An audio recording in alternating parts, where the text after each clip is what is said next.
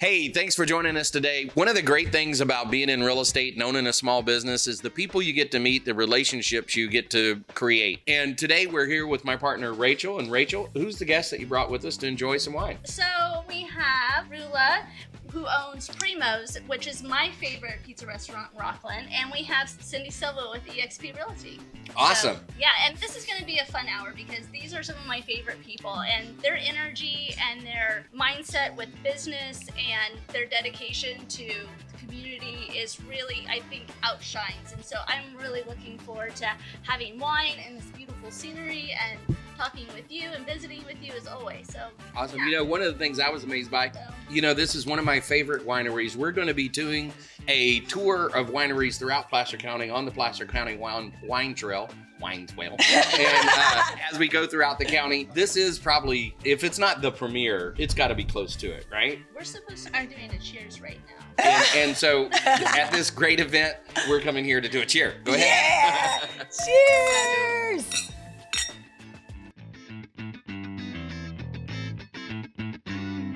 All right, and since we are visiting great wineries, we're going to tell you what we're drinking. Well, we are at one of the nicest wineries I have been locally. It's amazing. It's gorgeous. It's a little gem hidden somewhere in our Placer County. It took me a while to find it. But no, seriously, it's breathtaking. If you haven't been, please make a point to bring a friend, family, and come hang out.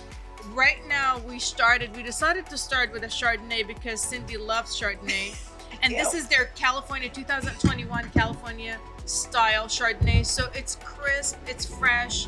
It's not lighter in a sense that you feel you can't taste the grapes. It's actually lighter to the front palate.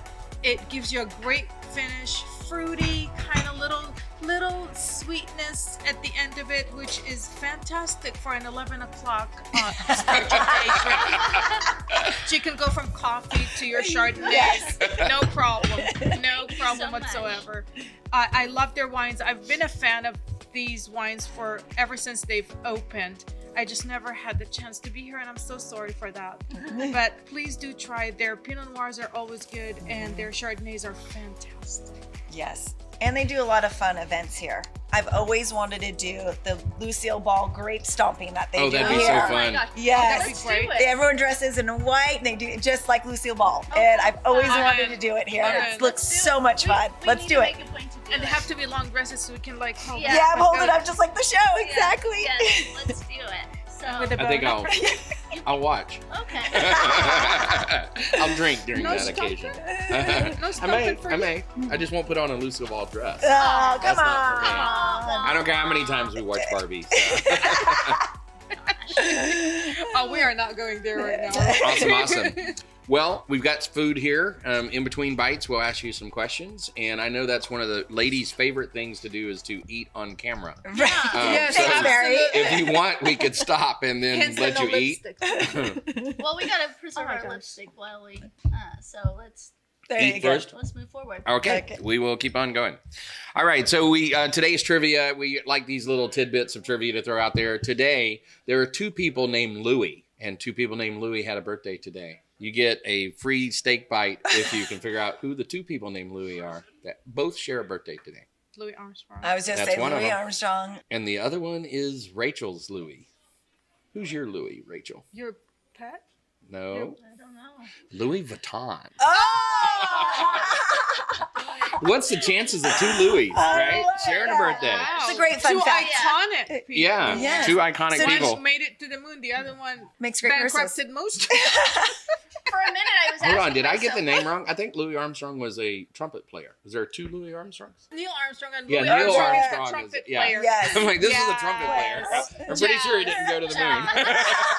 He did go to the moon with his music. Yes, There he did you with his go. music. Exactly. Yes. He's a jazz player. Exactly. Yeah, yeah. Absolutely. Did you like my comeback? I did. That was good. really That was good. I think you covered very well. I covered Yeah. very classic. I think that's a sign of a business owner is being able to cover when things go wrong. Honey, it's a trade and an inner quality that we develop and work on it really, really hard. Yeah, it's on not a something you're daily born basis. with. It's something that just you develop it over time. You know, some of us thankfully are born with that, Mhm. and they just get better as they go, and they just get daily practices by every minute that somebody walks into our doors, or some employee would say something to you, and you kind of try to embrace that moment and say, let me think about this for a second, and not come out saying something bad or wrong, because, you know, sometimes you hear most of those things and you deal with things you don't want to deal with. Well, and I would imagine that, like, having a staff, you take tours through people's lives, right? Oh, And they have one workplace that they're coming to, but all of the different noise and challenges and life moments that they're experiencing outside of that, and a lot of it is geared around the workplace because that's how they support their families. It is. Yeah. It is. And I'd imagine that as a leader and a good business owner, you have to have the fundamental skills to identify the importance of people first, and then B, how to do that crisis intervention to help support your staff so that you have a continuing successful working business. Absolutely. Awesome. Absolutely. Well, tell us a little about your families. You mentioned earlier that you've known each other since before you had kids. What's your family makeup? What did it grow to after you met each other? So how big, what kind of family do you Well, have now? when we met, I already had my two boys. Rowan is my oldest. He's 31. And Simi is my youngest, and he is 29. But they're both going to be 30 and 32 coming September, October. Awesome. So it What feels about you, so Cyndy? weird that I say that. Yes. So I've got two girls. JC is now going to be a sophomore at Rockland High, and then London is going to be an 8th grader at Springview. So they're growing up so quick. I can't believe it. It's crazy to think in 6 years we'll be empty nesters already. Time really does You'll fly. never be empty now. I probably won't ever. They probably never leave. You're right. And even if they leave, they still have you on a church leash. That's true. That's So true. the name of the show is Real Talk on Real Estate. So we talk about real estate. So I want to take you back, and this will be for all three of you and me too as well. But what was the first house you ever owned? 5602 Onyx Drive in Rockland. That was my first house ever. We came from New York. So obviously in New York, you live in a little apartment and it's very tiny, teeny, and you pay a fortune for it. But you know, you live in Manhattan and you love it and you don't know any better. And you want to go out, you go Central Park or you go down to the closest Irish pub. But then we moved, life brought us to California, and we rented a little place first in Sacramento, which was okay. And then I got introduced to Rockland and I fell in love with this small little nowhere. I thought it was a town. And then driving up at 65, it said the city of Rockland. And I just like, How is this a city? I'm like, that's not a city. I know you guys want to be city. This is not a city. So 5602 Onyx Drive, GMC was building their first subdivision right off Fairway. Yes. And there was no housing except that first subdivision. And I'm like, okay, we can do this because, believe it or not, the house was $150,000.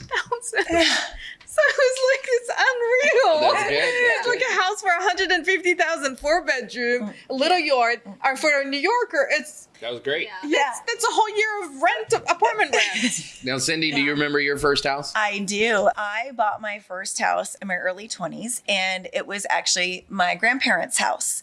My grandparents raised my 6 aunts and uncles in the house, and we have a big family, so it was the gathering place. When she passed away, we couldn't let it leave the family. So my husband and I were actually approached by my boss, who was best friends with my parents and friends with the family, and he goes, "Cyndy, if you don't buy this house, I'm going to." And I said, I can't afford this. He goes, "I will give you a $10 raise right now, and you will buy this house." And he gave me the $10 an hour? $10 an hour raise, yes. Wow. So I could buy this house because interest rates were 9% back then. And so it was a beautiful 3-bedroom, 2-bath home on Washington Street in Novato in Marin County. Oh, wow. And so, yes, we went big, Marin County. And my grandmother's house, we loved it. It looked like grandma. Everything was pink, pink countertops, pink Wallpapers. rugs. Well, I mean, it screamed grandma. So my husband and I, we flipped the house as we lived in it. So we lived in it and we would work all day and then come home and flip the house because we needed to make it something different. And we knew that wasn't our forever home. And we were so blessed to be able to buy that house because we were able to live in it for 2.5 years, flip it, and walk away with $300,000 of profit. Oh, And my how goodness. amazing is it that you had a boss that understood the importance of that opportunity Yes. and that he provided the steps that it would, you needed tool. the Absolutely. tools. That's It right. was never, it was nothing Yeah. I ever thought of. I mean, Yeah. At Jared 20 and I years were old. young. We Yeah. were, in our early 20s, Yeah. and buying a house wasn't any. Right. And I would say that changed your life because the $300,000 that you took from that kind of launched you into other projects and things like that. That's great seed money for a young couple. It did. For us, when we bought that house with the interest rate so high back then, we were in our early 20s and mortgage payments were $3,500 a month with 20% down. That's just what they were back then. So, we worked 3 jobs and we ate top ramen every single night, but we knew the end goal. And, all of our furniture was, everyone's hand-me-downs. We own nothing new, but we knew the sacrifice of buying this house and what the reward was at the end of it. And then we were able to move to Rockland and live the life that we really wanted. But we had to struggle that little bit, but it was work. I would never change it because I don't think my life would be where it is today if I Absolutely. didn't make Are you that still in the sacrifice. same house? In Rockland, yes. Since Yes, right? yeah, since yeah. you- And I'd imagine that that boss who provided that opportunity and those tools for you, that had to have influenced how you approach different team members and different, new real estate agents who come in and who are under your guidance, how he protected you and provided that just opportunity that probably carried on into your business. Absolutely. Someone's always got to give someone that opportunity. It takes that opportunity. Just, there's so many people who don't take advantage of these opportunities, which breaks my heart. And I think for lack of knowledge sometimes. yeah, it's very true. And I think no one knows until they actually own a house, the pride and ownership someone has to say, this is mine. I could put a hole in this wall and hang what I want where I want to. And when people, I think, realize it, and there is a lot of realtors in this industry who have never owned a home. And it's like, how do you sell a house when because I always tell people, you'll know that feeling when you walk in, Right. know, and they go, how will I know? I'm like, trust me, you'll know. This is mine. They walk And you in, do, they go, you "This is literally, mine." and we saw that even when we bought our house in Rockland. We, being from the Bay Area, we didn't know what Rockland was, like you said, but it reminded us a lot of Petaluma, where we grew up, because it was a small country town when we moved here 18 years ago. And I just think being able to share how you feel and experience those and give those people those opportunities. And once they get it, it's no one just buys one house. It's, Yeah. Right. now can I buy an investment property? Right. They're upgrading along the way. And it's just so sad that the statistic just came out that first-time home buyers is 36 years old. When we were younger, it was They're their waiting 20s. and waiting, Yeah. And Well, it's just shocking to me. But I think also time changed. I mean, we married younger. That's one. We were all about starting a family. Nowadays, it's a little shifted to a later time in their life that they're career oriented. They want to establish themselves as individuals before they become one. Like you were saying about her boss, just my personal, what I've seen from Cyndy and just watching her through the years. And nowadays, it's such a joy when she comes in with, we call them Cyndy's girls. In a very good way. They all come in together and looking from the outside. For instance, my servers who work with her and her group on a daily basis for so many years now never realized that she was the boss. So Wow. here's the thing. What her boss did and how he stepped in and held her hand and walked her through that. Yeah. She does the same thing with her group. It's such a great dynamic that it's a sisterhood in that group. I love that. I love watching Yeah. them because I know who the boss is. But from somebody who doesn't know the history, who doesn't know her personally or her company, and they're just, watching that interaction, they're sisters, they're besties, and they hang out together. But the amount of respect they have for her is impeccable. That is awesome, It's just Cyndy. impeccable Thank because you. I get them on a daily Aw. basis without her, and they can trash her. And they Right. what happens at Primo stays at Primo. Yeah. But none of them. On the contrary, they would come in and her name would be brought up, and they're like, "Oh, she's a lifesaver," Yeah. and she's a lifesaver to them. That's good. Yeah. And how that's. I feel like that's how a boss should be. And to be surrounded, by women who, when you're not around, that they're going to be uplifting and saying supportive things. And you don't see No, that in that's- every don't take you it don't for see that in granted. every environment. No. You don't even see that in every real estate environment within the same company. Matter of fact, that would be very rare. And so we're not here to push one company or another, but we are. I love this idea of the sisterhood. I love how they lift each other up. Cyndy, that is the you I know. Yes. Not in that setting, but you've always been like that. So tell us a little bit about when you started your business. We're just going to jump right back into your business. And for me, I always like to keep the conversation moving. So if it seems like I'm interrupting sometimes, it's just because, man, there's so much wisdom to draw out of people that I want to hear about that. Before we do that, though, Rachel, what was your first house? I don't think I've heard this story. My first house was in big old Blue Mound, Illinois, with a population of 1,600 people. Oh my goodness. Yeah, and so it was 3-bedroom, 2-bath, 1,400 square foot, and I paid $75,000 for that. Wow. And the great thing is about Illinois is you can still pay $75,000. It's a very small knit community. I raised my children in that home, and it was just a wonderful experience in the Midwest. And, I did not introduce your family. How many kids and... I have 2 kiddos. My kids are grown, so my daughter is 24 and my son's 21. And I can tell you that I thought that when kids were little, like, when they get older, it'll just get a little bit easier.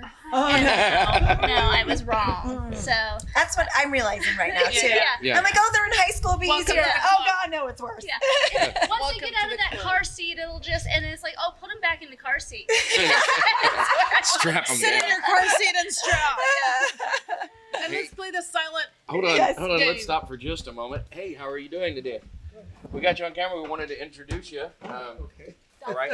And so this is Grover's house. This is his vineyard, and you've done a great job. We were just drinking your Chardonnay, and it's very good. That's our favorite. Yay. It Thank is. you. And this is Rula owns a restaurant in Rockland. Rockland, and this is her first time out here. And Oh, she's in thank love. you. She's in love. I love your wine. I buy your wine. I just Oh. I don't have. I try to hide behind the excuse that I really don't have time to get out of my restaurant. It's like if I I'm not know at how you Primo's, I'm feel. home. If I'm not working, I'm trying to fall asleep. Yeah. And I come here all the time. I was here last week. You're here all the time. So we're really excited about your cave. Do you care to tell us what you're doing back there? Well, it's a cave. It's a It go, surprise. it's supposed to go back about 90 feet. Okay. And my original thought was to make it sort of a Disneyland effect. You have some sound effects when you go in there. Okay. Oh. Okay. So after you get in a way, then some crackly sounds, like rocks are crackling. Oh. And then somebody in the back, fire in the hole. Miners are blasting. Yeah. There you go. Yeah, probably we'll have a tasting room in there. Oh, that'll Nice. be nice. Very That'd be great cool. for events. We really appreciate it. Oh, yeah. And thanks for sharing your place with us. Yes, it's gorgeous. All right. Thank you. Nice to meet you. Well, that was an unexpected treat. So Yes, I little- love that. We do this on the fly, as you can tell. We're all scripted out. I had someone asking me about the agenda of the meeting, and I was like, well, I'm kind of a ask forgiveness rather than permission person. There So, you go. and so but that's the way we go. What about your first home Yes. with your children Yes. and family? Yeah. And Anita, Anita. Yes. the Oz behind the operation. Yeah, she is there all the time. Yeah, so our first place was a condo in Everett. So we were right across the street from Boeing, Washington, the plant there in Everett. Face down. Is And actually, it's Mukilteo is a little small town we were at. And a great condo. I don't remember the exact numbers, but I do remember that when we sold that condo after living there for only a year, basically we made enough to cover all the rent that we would have paid. Nice. And so at that point, that was like, that kind of makes me fall in love with real estate. That's where I fell in love. I'm like, I got to live here for a year rent free. And it takes some, took that on the way out the door. So that was a lot of fun. My boys, I've got 2 boys, Andrew and Gary. Gary has graduated, works as an accountant for another property management company. I own a property management company. He works for a slightly larger one. Yeah. Well, he worked for my company and then he went and got the job there. So that's good. I'm happy for him. He graduated from William Jessup. And then my other son is headed off to Princeton at the end of the month. Wow. The theology school in Princeton. And he's going to be a professor of theology. Nice. Wow. Wow. Yeah. I love that. So You don't hear that term very often. no, you don't. And, he's known what he wanted to do Yeah. for quite some time. Imagine one of the Mathis men knowing what they want to Yeah. do. So I want to kind of dive dive into a little bit about that. Rula, starting with you, like, what are some of the foundations of what you've done in supporting your community, and why do you see value in that? I think it's definitely from within. I was born into a family. I had a mother, may she rest in peace, that she was a giver. She walked the walk through her life. It was God was her guide. The Lord was right there, right with her, and she was a giver, and she taught us how to do that. My mother would actually breakfast in the morning. She would make a plate and a coffee and take it down to the guy, to take it out of our home and to the person who's cleaning the street. Oh. And I grew up watching that. And sometimes as a child, we all would get so irritated because now we have to wait for our breakfast. And she wouldn't say anything. She'll do the rest of it. And then not till much later on, I did realize, and I appreciate what that meant, what she was doing. She was teaching us how to live life giving to others, not to just taking. And if you don't know what that means, I'm so sorry for you. I really do. Because giving to others and giving especially to the people around you, whether you know them or you don't, that's regardless. It doesn't matter. You're giving out there to your brothers and sisters in the universe, and it comes back. You feel better. One, you sleep better. And then you realize that you made somebody smile. You made somebody's day.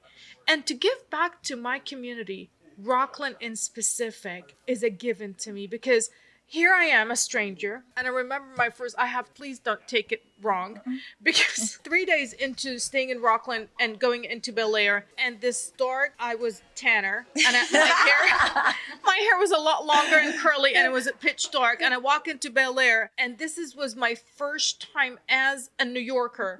I walked into, I called it D'Agostino, into the supermarket, and everybody was blonde. And everybody was blue eyes and beautiful. And I'm like, whoa, this is different.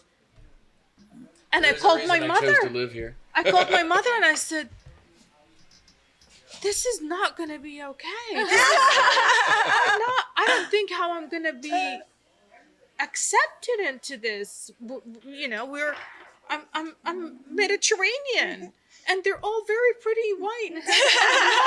And she laughed at me and she goes, you'll be fine, honey. You'll be fine.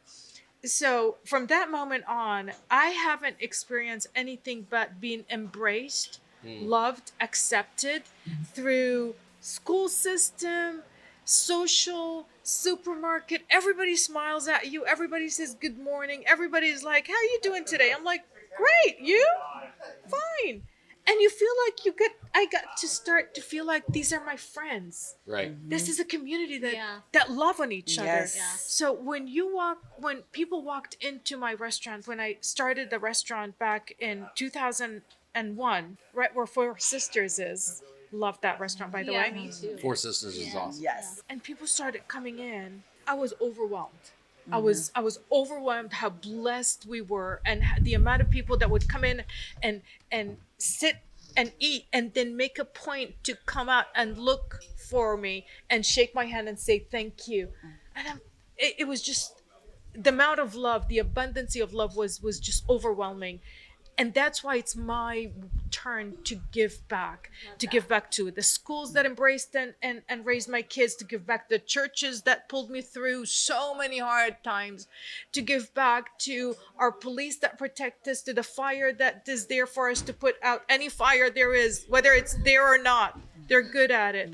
To the people who work the coffee places. It's a community that, it's a circle, a community of a circle that hands love to each other. That's awesome. Well, Cyndy, I know that you give back a lot to the community as well. What are some of the things that you kind of mentioned it earlier because someone gave to you? Or do you have anyone that you had a chance to give them a leg up like your boss had given to you? So I actually just joined the Rockland Education Foundation. It's called REEF. And I am so excited to be on this board. And this is my way to give back. So this is for when teachers apply for grants and they do not get them for some reason. This is an organization that will then help them out. So for example, last year in Rockland, We brought in new portables to the new school. We paid for the new Spanish speaking classes. We gave out scholarships. We gave a teacher, she asked for 3 whiteboards and the association said no. We gave her 3 whiteboards and she was in tears over 3 whiteboards because she's like, I just can't afford to fork out any more money. So for me to be able to give back to education is the biggest thing, because the number one reason people move to Rockland is our schools. Absolutely. We have the best schools. And for me, my family's in education. It's a little bit harder as my kids got older. I was always, the president of the PTC and volunteering in the class. Well, as they get older, that goes away. So now I'm helping with all the sports teams and sponsoring the sports team. So any way I could give back to our community, and especially through education, I feel so proud to be on this board. And I'm on the board, with the mayor, with, the head of Kaiser. I mean, these are most powerful people that all we want to do is give back to our great community. And they're probably saying, we're in the board with Cyndy. Oh, yeah. And the coolest part is 2 of the board members are my past clients, which is just wonderful. And I love being able to give back and to be able to be in a position in my life where you can give that extra time or money to help out our own community, because I truly do. I'm like Rula, I absolutely love our town of Rockland. It to me is, if someone was like, here's $2 million, move back to the Bay Area, I would tell them no. Yeah. I would stay right where I am in the neighborhood I am in. It is just this sense of community that we have, like Rula was talking about, is truly unreal. And like she said, the biggest thing coming from Marin County, which is obviously completely different, is my biggest thing I remember just moving here is, I lived in Marin County for 2.5 years and no one really talked to us. They treated us, we felt like your mommy and daddy bought you that house. Little did they know we were working 3 jobs, flipping the house when we'd get home. Yeah. No one really talked to us, even our own neighbors. And I remember the day I moved to Rockland, it was hot and we pulled in the truck and my entire neighborhood was standing in my drive with gifts to welcome us to the neighborhood. Wow. And I was like, this is my place. This is like, because you would say hi to people, they're like, do I know you?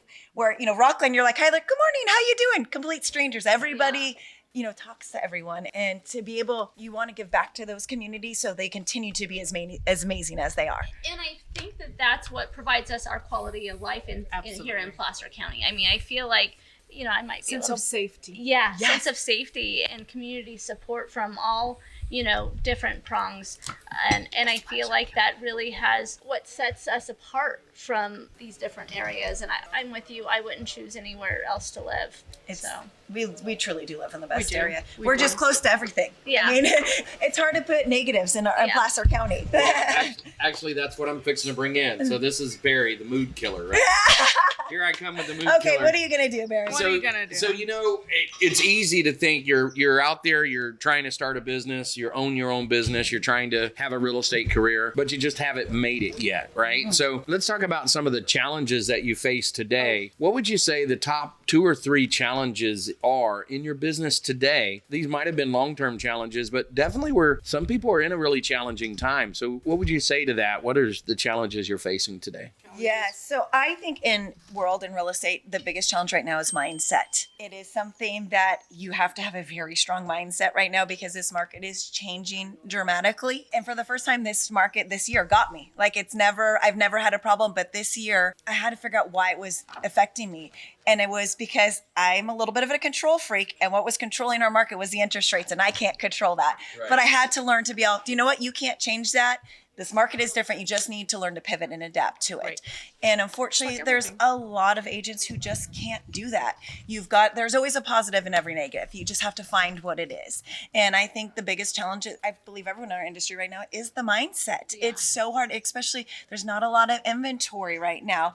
But okay, so that's really hard for buyers. Then go out and get listings. I haven't worked with a buyer since March because it's not as easy. I'll take listings every 4 days, Right. So it's the mindset. Okay, well, maybe not working with buyers and switch and try to get listings. And so, educating my team on that is the biggest thing is, as I have a big team, is keeping them in the same spirit I am. Is, you guys, it's going to be okay. We're all going to get through this market. This is how we wean the people out. And I get excited when the market gets hard because we get rid of the people that don't deserve to work in our market who want it easy. Just as she she talks about mindset, I just want to throw a little bit of stats out because if you guys know me very well, you know I'm a stat guy. Yes. I believe you've done a couple of hundred transactions. Yes. So this is not your first rodeo. No. Oh God. And about 40% of your business has been listings instead of buyers. And that has now shifted in the last few years to where probably closer to 70% of your business is now listings. Correct. And you didn't tell me any of this. I actually looked it all up and before we You sit down to stalked this. me. I like it, Barry. stalked you. What else did you find?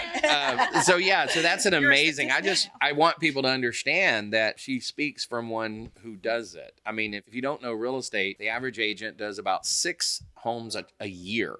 And so you've been in the business for about 8 years, I believe. Yep, almost And- 10 actually. Yep. And so you have really crushed it. And so congratulations to you for having a great career that other people look up to and for just being the awesome woman that you are. You're all awesome women, but I know your stats. Thank you. So, Thank you, Barry. Thank you. So Rula, what are your challenges that you're facing today that might not have been here a little while back? Not only this year, but I think I hate to use that term because I just don't like it and to use that excuse, but starting COVID on, it's been one challenge after another. First, the restaurant business, there were orders to shut us down, so we had to be shut down. We had to close down for a couple of months, and then you lose your employees. They go on unemployment, which, by the way, we pay for their unemployment, FYI. No one else. No income, personal income. Most of us in Placer County small business owners were the definition of small business owners. So my income comes from a restaurant just like everybody else's. So us being shut down totally threw us off balance. Whatever we had money saved, we had to go into and try to survive through that. And then we got opened under other regulations and we were supposed to follow.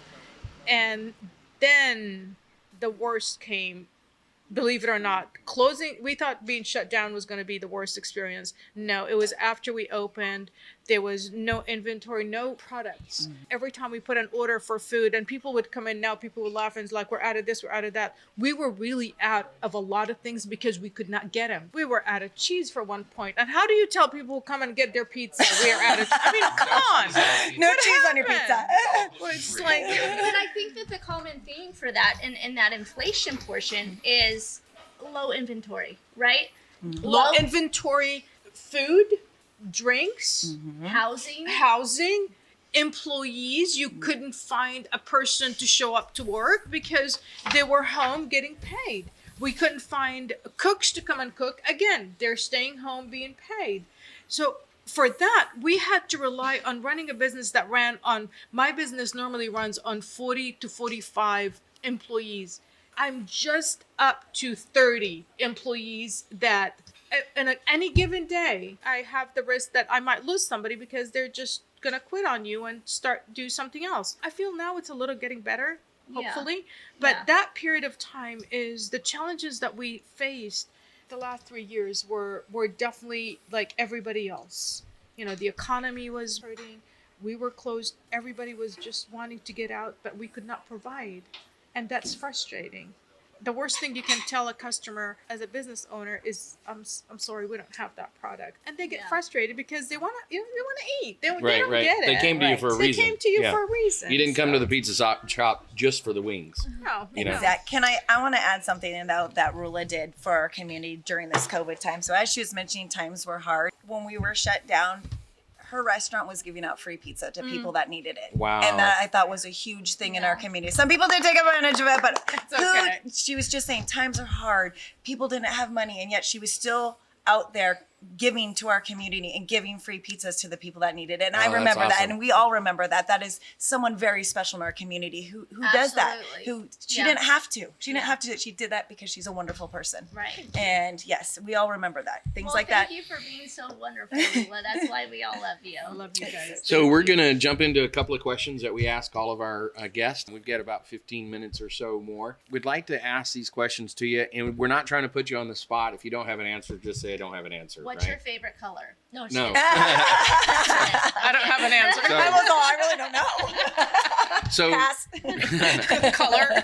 so you mentioned education earlier. That kind of leads into it. What books are you reading now, or have you read recently that are something that meant a lot to you from before that you read? Have you read any books that you think Oh. are inspiring? Okay, so this is funny. So I actually hate to read books. But I know how important it is as a business owner to always be educating yourself. So I believe, this is sad, but I found this app that takes a book and you put what kind of, motivational, whatever kind of books you want, and it summarizes it and reads it to you in That's 20 awesome. minutes. Is it Blinkist? All the important part of the So book. I think that app is called Blinkist, It's correct? called, oh gosh, what is it called? But I have found it the most fascinating I like that. thing I've ever, because I don't like to read. It is called, it's Headway. Headway. Okay, Yes. thank you. I love to read. That's my escape from everything. I just go into the book, and I love books. I know it's weird. I love books. I love to flip the page. No, I think I love the that's touch of lovely. it. I don't like reading off the screen that The Kindle. the Kindle or any of that. And I hate listening to books because then I zone out. It's dangerous when I zone out. I'm like, okay, I can't. I stop seeing or hearing anything. So I definitely can't do that when I'm driving. I love going back and reading the books I read. Just kind of weird, but there are specific books that I go. So right now I'm reading one of my favorite books. It's called The Prophet, and it's by Khalil Gibran, and he's a Lebanese author that actually immigrated and lived in the U.S. in New York for a while and died. But he wrote so many books that are philosophical. Life, his experiences, how he sees people, how life embraces and how you have to embrace it back, and how you have to accept, face fact, what happens and try to deal with it, not change it, That's good. there's nothing to overcome. You can't overcome it. If you start using the word I'm gonna overcome, then you create a problem. No, you have to walk through it, change you accordingly, and try to survive it and pass it. Leave it behind you. Don't tackle it. Don't try to go head to head with a problem, because then you're just gonna give yourself more heartache. If your society is changing, find the best part that you can walk through and enjoy that, because nothing stays the same. It didn't change. The whole book is just amazing. It's just, if you haven't, it's translated to probably 12 or 13 languages right now, but there is an English version. It's called The Prophet by Khalil Gibran.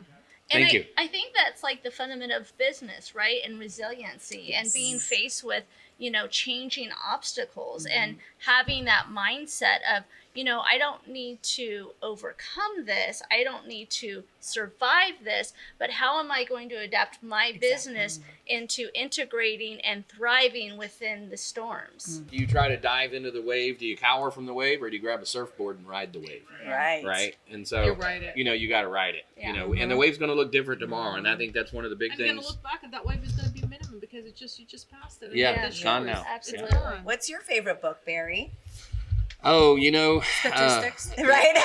what'd you say? A math book. Math book. A math book. I would say the most popular answer, and also is one of my strong answers, would be Rich Dad, Poor Dad. Oh, that's my favorite Yeah. book. Actually, if you Bigger Pockets ask these questions, we actually are stealing a lot of our ideas for this whole podcast That's from Bigger bananas, Pockets. berries. And that's one of their questions that they ask everyone. And the most popular answer is Rich Dad, Poor Dad. Out of 800 episodes. Wow. Yeah. Really? Rich Dad, Poor Dad. And so if you haven't read it, it does change the way you look at life. Let's ask about, and Rachel, what was yours? Mine is Rich Dad, Poor Dad. Rich Dad, Poor Really? Dad. And really, I love it because I just wanna go read it now. I know. Now I have to go read it. Yeah, I mean, it just gives two different very perspectives from a young boy and how that impacted his life, and how he began to look at real estate and money and as a tool rather than something to hold on to, and utilizing that to build his future. And one of my things that I like to say is that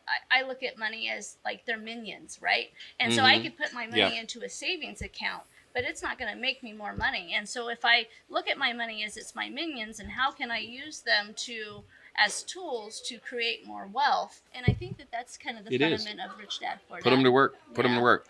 All right. This one's another easier one for you Okay. guys that don't like to read. We got the flip side of that is, what podcast do you listen to, or who do you follow online? Who is it that would be the person that, and nowadays that covers so much ground. It might be an Instagram person or a TikTok person, or who do you follow online? I think social media, it's kind of a replacement of a book. You It get is. a lot That's of a- nuggets yes, from social absolutely. media that you would normally, because it's just, Yeah. I mean, I'm going to go read that book now that you guys both said that. Like, Yeah. that's Right. my next book Yeah. I'm going to do. So what is someone you follow? So I know somebody you do a I'm lot. really into right now is Jen Percival, and she's with EXP, and she does a podcast, Women Rocking Real Estate. That's And great. Yeah, I like yeah. that. She does coaching, and she's really about empowering women and the sisterhood, and then also, just putting strategic systems in place so that way you can reap the benefits of passive income and marketing while you're sleeping. So And how about you, Rula? Any Sorry, social Barry. media? Nope. Okay, you're I running a listen to restaurant. music. That's a hard Yeah. business. My to go to is my music. Okay, Yeah. music. For you. I listen to. Who's your artist that you like? I like. Oh gosh, there's so many. All right. Hobbies. Hobbies. Hobbies. And I think this might I mean, be one. does, that a does hobby? wine Is tasting this a count? hobby? Because that's number one. Wine tasting. We'll call it that. Yeah. For me, hobbies, anything that has to do with water. I Okay. love being on the boat. Our favorite family time is, being with the family out on the boat. Is Folsom the best lake around here? In my opinion, yes. I think that Is is a huge selling feature that we are 15 minutes away from a huge lake, and it's getting awesome. Like, they've been hosting parties on the weekends there, like public parties neat. out there. And oh yeah, I mean, and now they have the floating restaurant, and I just found out they opened up a restaurant on land at the beach Oh, wow. now Wow. too. So I mean, didn't know that. I didn't know either. So now they're We need to go renting. to the lake. Yeah, now they just got, they're renting pontoon boats and Yeah. jet skis and regular ski boats. So, anything with water. I love paddleboarding too.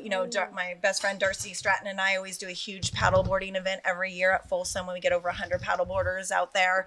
I love water. Growing up, near Bodega Bay, going to the Yeah. beach was a normal part of my life. So I just always been like a water person. And to me, my happy place is being on the water. Lovely. Rula, any hobbies? Nature. I love hiking. Okay. Love hiking, and I love gardening. Gardening. Oh, Nice. yeah. I love my yard. I can get lost. I lose track of time when I'm outside in my backyard, and I love to just even water, clip, replant, everything that has to do with that. That's awesome. Yeah, and I love the water. Yes. Rachel, any hobbies? I like to paint. I love gardening. I love yoga. I love paddleboarding. So yeah. Nice. What about you, Barry? I like selling real estate. Hey, it's a good hobby. Yeah. So I start companies. I've got a property management company that I recently started. And when you start that, it's like a baby, right? So you just have to take care of it. I like to golf with friends.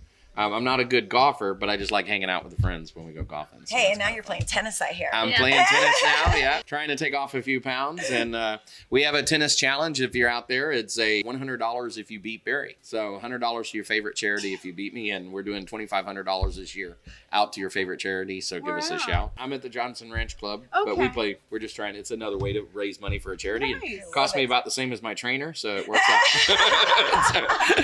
All right. Break even. I love So here's the one last serious question before we wrap it up here. What do you think that you've done? You're both very successful women. You both run great businesses. I'm familiar with your numbers, and therefore I can calculate your business, right? I'm not as familiar with your numbers, but you've Good. survived a long time in real estate. I mean, in restaurant business, which is one of the hardest businesses out there. What do you think that you've done that others have failed to do or overlooked? I mean, there's some things that you've done correctly. Obviously, not every restaurant matters, right? Not every restaurant survives. Matter of fact, I think one of the misunderstood things is that if you're a good chef, you can open a restaurant. No, Nope. that's not what makes a good restaurant, right? Actually, you can't. And so what is it that you've done well? And I know you don't want to be, I'm not asking you to be humble here. I'm asking you, what is it that other people are overlooking that you've done and gotten right? Staying true to your concept and consistency, obviously. Staying true to your concept. Remember the first time you sit down and you say, I want to open a restaurant to yourself, and you put all the dots and you connect them, and this is your vision. Don't steer away from that. Don't lose focus don't start forgetting what it is that you want it to do. In my business, sadly, I don't know if we make it too easy for people to think that this is easy to do, but to stay focused every single day on what matters in your business and what you are doing, what you're here for. If I'm a pizza burger place, pasta, don't start expanding on overreaching into other areas that's going to exhaust you. Then you lose your You lose your focus. And consistency. Stay on top of your business. It doesn't matter how much money you're making. It doesn't matter how much success you get. It doesn't matter how many people walk in and out that doors. Be there. Stay there. Show people that humble side of you as a business owner. You're not celebrity. You're not rich. You're a hard-working person, just like everybody else. A lot of my colleagues, sadly, when they lose the track. They get so entertained of the fact that, oh, this is mine. It gets to their head. Don't let it. Don't lose your vision. Don't lose that small dream you had, and it's happening. Enjoy it. Nothing against growing, but do it in a way that you know what you're doing. This is what you know. Stick to it. Don't overreach. I love Cindy. that. What was the question again? I was so into her I know, story. that I was was like really in depth good. right there. So, what do you think you've gotten right that other people just overlook or they get wrong in your business? Caring. I think we are in a business, Show up. I am almost 100% referral business for many, many years now. And I think the thing that people are missing in our industry and what makes people survive is the people who actually care, who go over and beyond. Perfect example is this past week, my client is 90 years old and terminally ill. I've been over every day planting flowers, removing pots. It took Jared 5.5 hours to build a barn door to put up on. Doing things now. Is that our job? No. But will I do it because she can't? Yes, 100%. You don't even need to ask me. I will pack up your house. I will do what it takes because that's what good people do. And I feel, unfortunately, in this business of real estate, people think, oh, they like to see the pretty shiny penny. Well, that's not what this business is about. It's about caring. And if the best business you could ever run is a referral-based business, and the only way you could do that is by caring for people. Oh, that's awesome. And I just think there's just too many people that don't care. And for me, that is the number one priority is I want my people to understand that I care and I'm really looking out for their best interest and what is going to make them more successful in life. And I just think that's something people are missing, which you think it would be something simple, but it's Right. not. People are just, they lose it. Lose And when focus. time gets hard and market change and they really need that paycheck, that's when they really lose that connection. And that's when you absolutely should not be losing that connection, because when you go over and beyond, they're going to remember that and they're going to refer you to other people. And that will get you 2 deals versus 1 by just caring. I love that, Cindy. Hey, thanks for joining us. And if you'd like to join us in the future, just subscribe below. Get any feedback from me. We'd love to hear it. If you have a business owner that you think would be a good guest, we'd love to have them on the show with us. And thank you very much for joining us for lunch. And now we're going to stop and eat that lunch. Yeah.